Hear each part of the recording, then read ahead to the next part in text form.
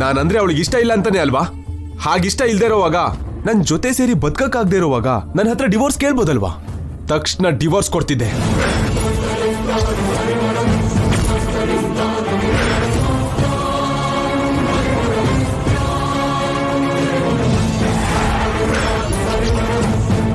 ಏನ್ ಮಾತಾಡ್ತಿದ್ಯಾ ಜೈ? ಗಂಗನಿಂದ ದೂರ ಆಗ್ತೀಯಾ? ಗಂಗಾಗೆ ವಿಚ್ಛೇದನ ಕೊಡ್ತೀಯಾ? ತಪ್ಪು ಕಂದ, ತಪ್ಪು. ಏನ್ ತಪ್ಪು? ಅವಳಿಗೆ ನಾನು ಬೇಕಾಗಿಲ್ದೇ ಇರುವಾಗ ನನಗೂ ಅವಳು ಬೇಕಾಗಿಲ್ಲ. ನಾನಿಲ್ದೇನೆ ಅವಳು ಹಾಯಾಗಿ ಬದುಕ್ತಿರ್ಬೇಕಾದ್ರೆ ಅವಳಿಲ್ದೇನೆ ನಾನು ಬದುಕಕ್ಕಾಗಲ್ವಾ? ಆರಾಮಾಗೆ ಬದುಕ್ತೀನಿ.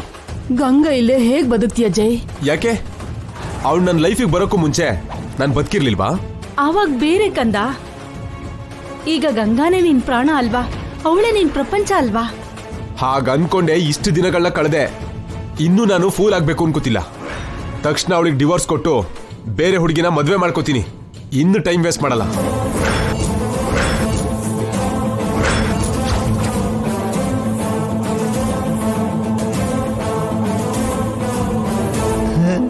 ಇದೇನೋ ನಮ್ಗೆ ಉಪಯೋಗ ಆಗೋ ತರ ಇದೆ ಚಂದ್ರಿಕಾ. ಹೌದು ಪೌಡ್ರು, ಅವ್ನು ನಮ್ಮ ದಾರಿಗೆ ಬರ್ತಿರೋ ಆಗಿದ್ದಾನೆ. ನಡಿ ನಡಿ, ಈ ಅವಕಾಶ ಉಪಯೋಗಿಸ್ಕೋಬೇಕು.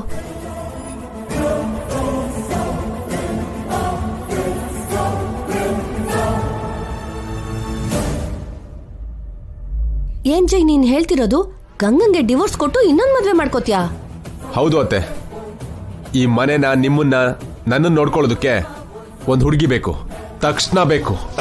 ಹಾಗಾದ್ರೆ ನಿತ್ಯನ ಮದುವೆ ಮಾಡ್ಕೋತೀಯ ಜೈ? ಅವಳಿಗೆ ಪೊಗರು ಜಾಸ್ತಿ ಮಾವ. ನಮಗಿಂತ ಆಸ್ತಿ ಜಾಸ್ತಿ ಇದೆ ಅಂತ ಗರ್ವ. ಅವಳು ನಮ್ಮ ಮಾತು ಕೇಳಲ್ಲ. ಮತ್ತಿನ್ಯಾರನ್ ಮಾಡ್ಕೋತ್ಯಾ ಜೈ?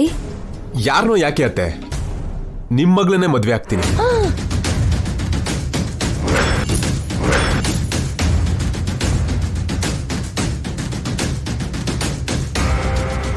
ಈ ಮನೇಲೆ ಹುಟ್ಟಿ ಬೆಳೆದಿರೋ ಹುಡುಗಿ, ಜೊತೆಗೆ ನನ್ನ ರಕ್ತ ಸಂಬಂಧ.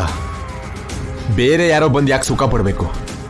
ಈ ಮನೆ ಹುಡುಗಿಗೇನೆ ಮನೆ ಜವಾಬ್ದಾರಿ ಒಪ್ಸಿದ್ರೆ ಎಲ್ಲರೂ ಹಾಯಾಗಿರ್ತೀವಿ. ಏನೋ ನಿಜವಾಗ್ಲೂ ಹೇಳ್ತಿದೀಯ ಅಳಿಮಯ್ಯ? ಎರಡನೇ ಮದುವೆ ಆಗೋನು ಅನ್ನೋ ಅಭ್ಯಂತರ ನಿಮಗಿಲ್ಲ ಅಂದ್ರೆ ನಿಮ್ಮ ಮಗಳನ್ನ ಮದುವೆ ಮಾಡ್ಕೊಳ್ಳೋದಕ್ಕೆ ನಾನು ರೆಡಿ ಮಾವ.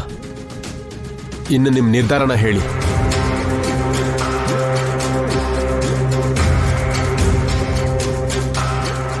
ಒಂದ್ ನಿಮಿಷ ಜೈ. ಏನ್ರಿ, ಆ ಕಡೆ ಬನ್ನಿ.